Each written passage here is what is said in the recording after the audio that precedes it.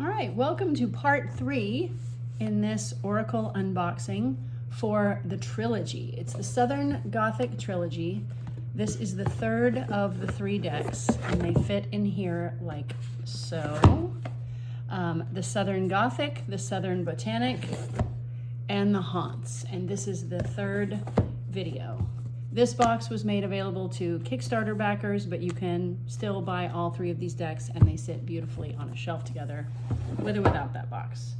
So let's dive in to the HAUNTS. If you haven't seen the other 2 videos, I recommend you go and have a look at those because it'll make this one make a lot more sense.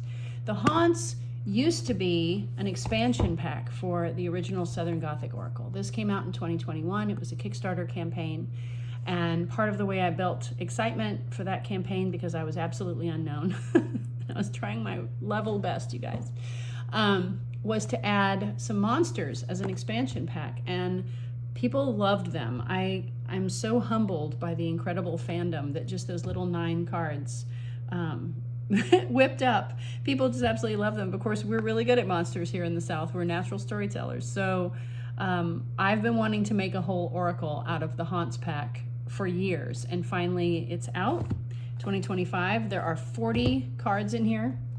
The original 9 are there, and then I added 31 more. So let's get into it.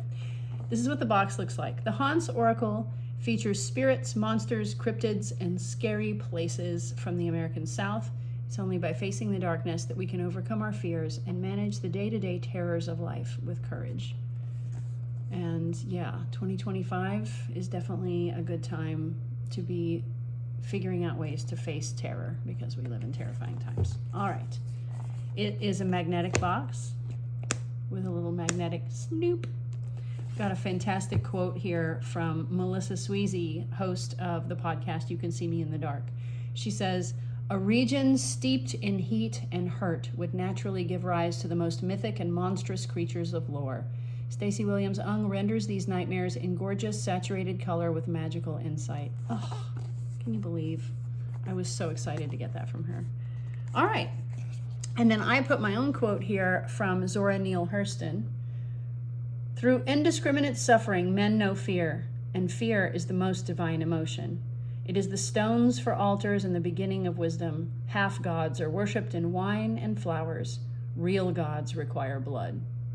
By Zora. Oh my God, Zora's amazing. I get chills every time, literally every time. All right, here's the book. Big fat book.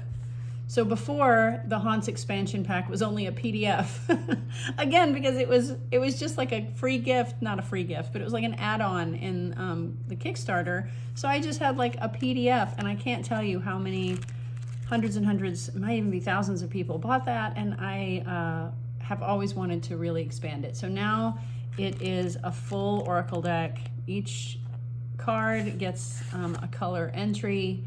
Here's one of the original ones. Crimes of Passion represents the story of Pearl Bryan. Poor Pearl Bryan. She was murdered by her boyfriend.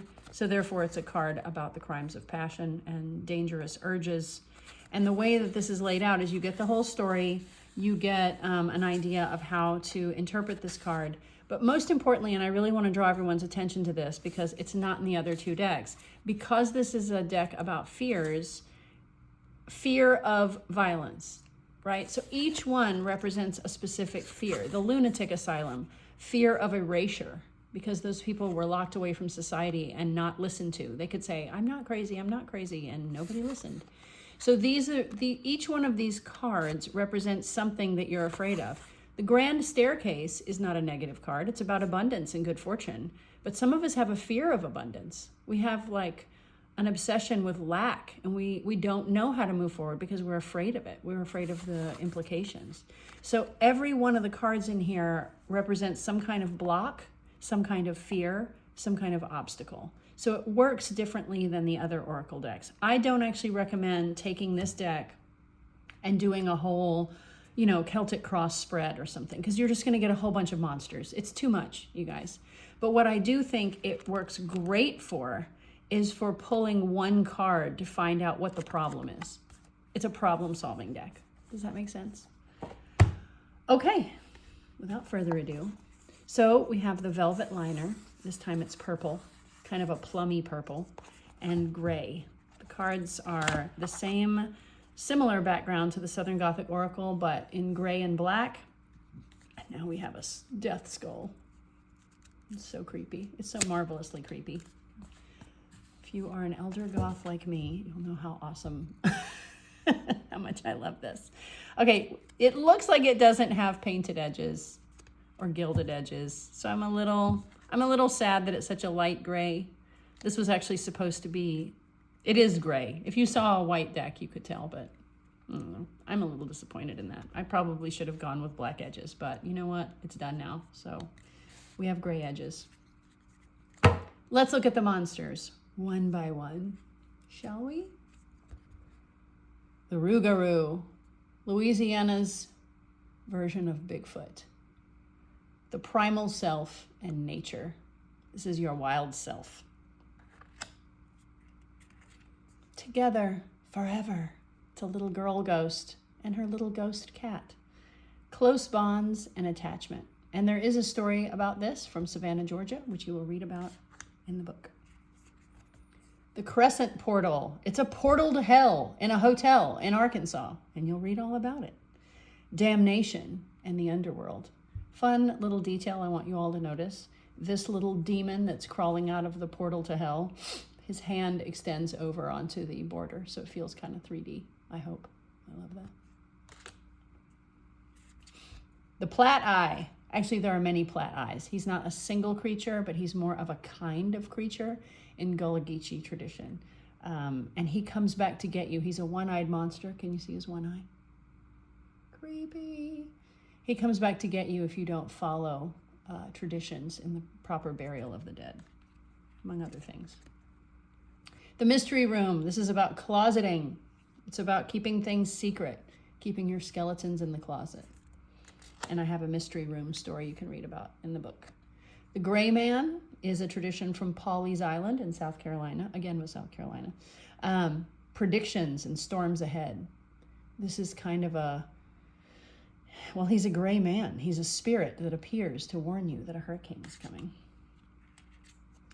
The Witness. This isn't the monster. This is the person who saw the monster and who is willing to speak out and speak her truth and say, listen, it was here. Listen to me. Hear my story. Hazel the Mummy. Oh my God, this is a story from Alabama. Well, actually it spans a few states because she was wanted for murder and then they found her body and then she was mummified. It's a whole thing. You'll love reading it, but it refers to objectification and corruption. I really enjoyed painting this. And yes, she is missing a finger. I did that on purpose because she was a 9-fingered mummy. The Recluse. Okay, I have a whole story about this that you're not going to find on any other unboxing. I want all of you to look, when you have this card, you won't be able to see it here on YouTube unless you're on a super, super big screen. But when you look at this actual card, I did a few brush strokes to imply a man in the doorway. I did that on purpose because I want you to be like, oh shit, he's in there, right? But I always wanted him to be by himself. Well, my friend noticed a woman in the mirror, in the window, this window on the right. And I was like, I did not paint a woman in that window. And she's like, girl, I see one. And I don't know if you can see it there, but there is just the slightest hint of an arm and elbow and sleeve there. And I'm telling you, I painted that just a solid dark brown. I did not put a person in there, but you have to come and tell me what you think. The Devil's Chair is in Casadega, Florida. It's actually a real chair made of brick in a cemetery there, and it represents the hot seat. We've all felt that way. The Snoffus, not scary at all, actually pretty awesome. It's like an albino deer, but instead of antlers, he has plum blossom branches, and he is an Ozark tradition. And this represents grace and gentleness. The Casquette Girls. If you've been to New Orleans and done the vampire tour or even the ghost tour, you would have heard about the Casquette Girls. This is a big New Orleans tradition of little vampire girls who came over from France. And it represents a voyage and a fear of the unknown. The White Bluff Screamer from Tennessee. This is kind of a banshee type tradition out of Tennessee, probably from Irish settlers. warning voices in your head. Is she screaming at you, or is she screaming to help you and warn you of something? I don't know. Who's to say? The Hellhound. This was one of the original cards in the expansion pack. Kentucky's Hellhound is a famous one because they've featured it on TV. Represents betrayal and terror. I mean, if the dog represents loyalty, right, in the Southern Gothic Oracle, dogs represent loyalty. A dog that wants to kill you from hell, that's betrayal. It's the ultimate betrayal. Voodoo doll, avatar, or effigy. So puppet magic is in a lot of different magical forms. Voodoo dolls, of course, have been lampooned a bit in popular culture, and this isn't typically what voodoo puppets look like or are used for. This is more what the souvenir ones look like. But because it is a Southern trope of haunts, I included it, and I think it serves an important purpose as the idea of something that stands in for someone else. This is the way most people understand a voodoo doll. This thing represents you, and therefore things can be done to it. Flood. This is almost like the Bayou card or other cards where water represents emotions, but in this case, there's too much. There's too much emotion. There are torrents of anxiety in this image. Ghost garden. This is a cool story, actually. When you see these daffodils growing by the side of the road in places in the South, and there's absolutely no habitation, no evidence that there was ever a house there, absolutely not. But these don't grow native here, but they were easy to bring over from Europe in the earliest days, even the 1600s on the East Coast, 1700s. They were planting these, and it was really the only non-native plants they could do, but they have such strong rhizomes, bulbs, not rhizomes, that they grow, and they still grow hundreds of years later, and they can show you where settlements used to be.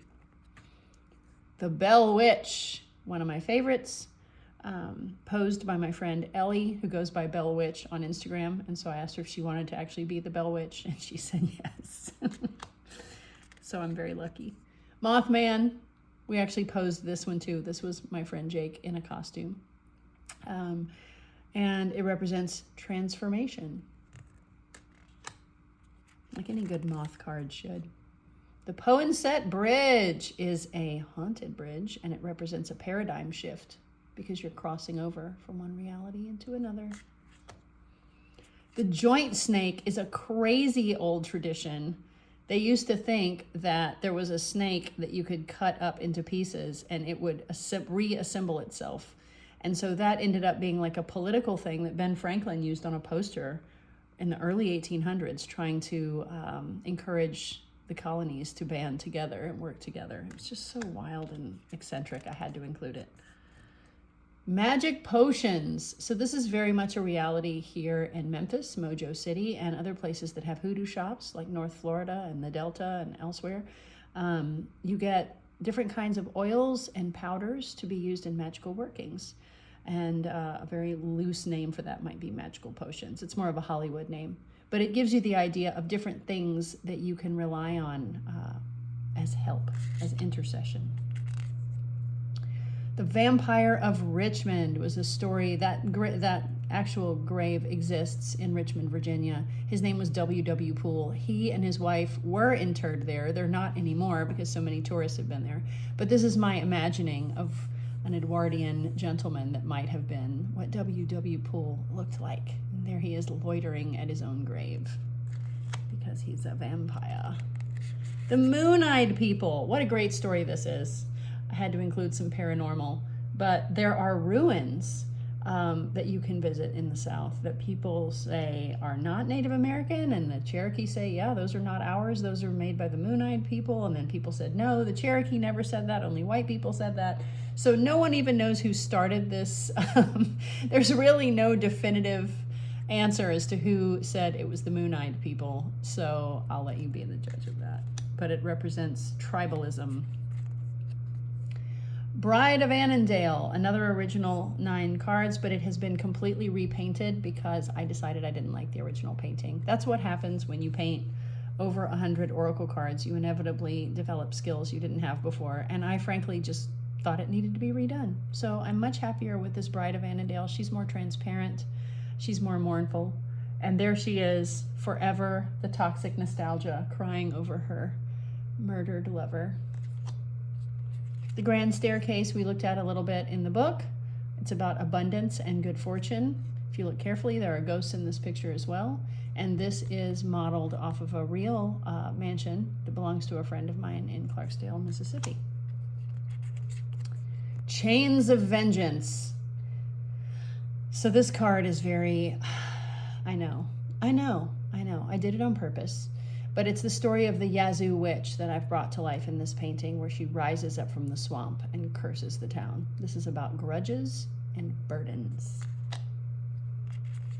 I think this should be the card of the year for 2025. Who's with me? Yeah. The Wampus Cat. No, I did not accidentally make it six-legged. It is actually a six-legged cat. So that was weird to have to try and paint. This is a legend in the Ozarks. It also is in Appalachia. Hill folk, you know, I have the painter, which is a mountain lion that's kind of like this in the original Southern Gothic Oracle. But the Wampus Cat is not the same as the painter. The Wampus Cat is way weirder, okay? And goes all the way back. And if you've ever heard the term cattywampus, it actually refers to that legend. The Furnaces, Heat and Pressure. So this is based on the furnaces of Sloss Furnaces in Birmingham, Alabama, which you can still tour. You won't see anything like this. This is what it would have looked like when it was still in operation. It is now an abandoned furnace, but it is open to public tours and quite haunted. The Conjured Spirit. The backdrop of this is inspired by gravestones at Mount Olivet Cemetery in Nashville, and the Conjured Spirit represents summoning drama, negativity, basically necromancy, but not literally in your case, I assume. Tailybone. This was a story from, see his little bloody tail? This is a folk tale from Florida in which this weird little weasel creature shows up in a man's cabin and he tries to kill it, but he only whacks off its tail. And so the thing never goes away and keeps coming back saying, Tailybone, I want my Tailybone. Scary, weird. And this card represents nagging and reminders. Tailybone. The Lunatic Asylum, we talked about a little bit at the top of the video when we were looking at the book, represents erasure and gaslighting. Not believing people, locking them away, silencing them. It's a very disturbing concept. It's done all the time. Clairvoyant, openness and listening. Because when you go and see a tarot reader or a fortune teller, what are we except great listeners, in addition to just being open to helping you find your answers? So she can also see, like, right? She's got the clairs. So openness. Uncle Monday, he made the cover. This is a wonderful old tale from North Florida that Zora Neale Hurston recorded in her writings. Uncle Monday was a former slave, and he would, in the 1930s when she was writing this book, apparently he was still alive and he was an older gentleman, and he was only known as Uncle Monday. Nobody knew his name, but everyone believed he could shapeshift into an alligator and hide in the swamp. Great story. There's a lot more to it. I encourage you to go look it up. Candlelight Spirit was one of the original cards. This comes from a story of a ghost at the Bullock Plantation. And it's one of the few ghost stories about an African-American individual that I could find, because so often so often most ghost stories are about white people. I still haven't gotten to the bottom of why that is. And second of all, Black people were tormented and tortured for so long that to continue to tell stories about their pain seems extremely inappropriate. So instead, the Candlelight Spirit is about a young woman who I painted to remind us that her life was cut short. She was virtuous, she was oppressed, and in old cemetery symbols, I don't know if you know this, but a tree stump gravestone always represents a life cut short. And she died at 14. She was the girl who used to light the candles in the plantation. And she has come back with a look on her face that really just challenges the future to say, why? Why did it have to be this way? I know that's a very heavy card. A lot of my heart cards are pretty heavy. Light Road. This is a complete change of subject. So the Light Road is a road actually in the Carolinas, I think it's South Carolina too, that you drive down and you can actually see these flickering lights, they say. Well, now scientists are saying that there might actually be a scientific basis for that it might be earthquake lights. So please Google that. It's very interesting. And this one represents discoveries and progress. See, they're not all scary. The Hickle Snoopus, definitely not scary. This is a rabbity-like, foxy, fictional creature, or maybe not fictional. Maybe you've seen one. The Hickle Snoopus is one of those Ozark tall tales, but represents humor and imagination. Crimes of Passion, talked about that before. This is the headless ghost of Pearl Ryan, who still haunts Kentucky. Pearl Bryan, not Pearl Ryan. Snake handlers are real, but disappearing. The snake handling preachers, I mean, what's more scary than that, seriously? But he basically represents con artists. This card represents a sham or a shady deal. And last but not least, the Boo Hag. She is a boogeyman type creature, although she's not very much not a man, but she is a monster, a hag that is used in Gullah Geechee society to scare children into behaving, into obeying their mamas. So if you don't do what mama says, the Boo Hag's gonna get you. And it's just like, really the Rougarou is similar. Many of these stories are cautionary tales, and I didn't want to have too many of them that had the same meaning, but the Boo Hag represents discipline and fear tactics. All right. Thank you so much for joining me for this unboxing of the Southern Gothic Oracle Trilogy. I know that's a lot of cards. It took me years to paint that many. So thank you for being with me while I briefly introduced each and every one of them. Comment below if you have any questions, and I'll see you over at La Panthère Studio. Thanks.